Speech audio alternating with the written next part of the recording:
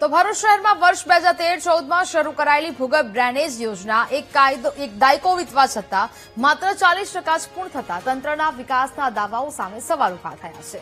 આ યોજના અંતર્ગત વર્ષ 2017માં સ્થાપવામાં આવેલા સ્યુએજ ટ્રીટમેન્ટ પ્લાન્ટના શુદ્ધ પાણીને ઉદ્યોગોને વેચી કરોડોની આવક મેળવવાનું આયોજન કરાયું હતું, પરંતુ કોઈ કંપની એમઓયુ ન કરતા અને પાણી ખરીદવામાં રસ ન દાખવતા લાખો લીટર પાણી ટ્રીટમેન્ટ વગર સીધું નદીમાં છોડાતું હોવાના ગંભીર આક્ષેપો થયા છે।